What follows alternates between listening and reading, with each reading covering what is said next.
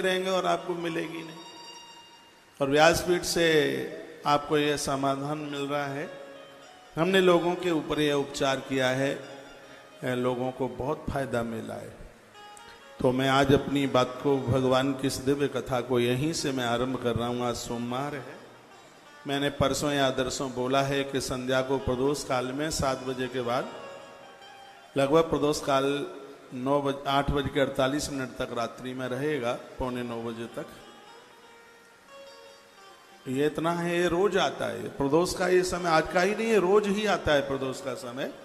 7:15 बजे से लगभग इतने टाइम के बीच में प्राण प्रतिष्ठित मंदिर में जाइए, भोलेनाथ के मंदिर में। 2 दिया घर से लेके जाइए बिना जले हुए, माचिस संग लेके जाएं, घी का दिया, मिट्टी का दिया हो बहुत ज़्यादा बढ़िया है।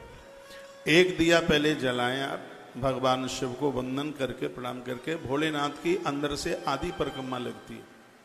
जहाँ पानी गिरता है जलेरी को कभी लांगा नहीं जाता।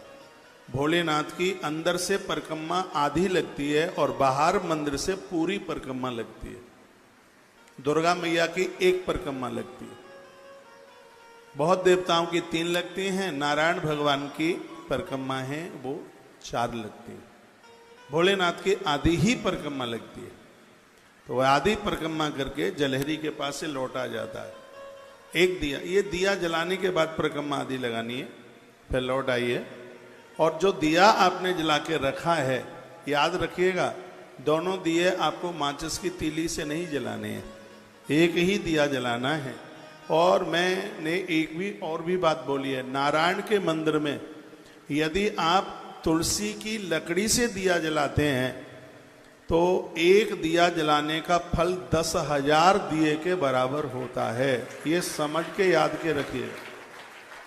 अब यहाँ बच्चे पता नहीं भूल गए हैं कैसे, नहीं तो मैं ज़्यादातर ऐसे कथा में तुलसी की डंठल से या बेल की डंठल से मैं दिया जलाता हूँ। महादेव के मंदिर में बेल पत्र की लकड़ी से, उसके डंठल से उसको दिए को जलाइए तो 1 दिया 10,000 दीपक के बराबर होगा। इतनी बड़ी महिमा है उसकी। मोमबत्ती से मन दिया जलाया करो, मैं कभी भी नहीं जलाता।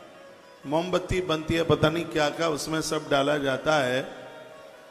तो ऐसे आप दिया जलाएं तो 1 दिया आपने जला दिया है, जो दूसरा दिया है उस दिए से दिया जलाइए, फिर उसको ढक करके लाइए, रास्ते में हवा में या पानी में बुझ ना जाए। और ये काम पत्नी दोनों जाके कर लें तो बहुत अच्छा है।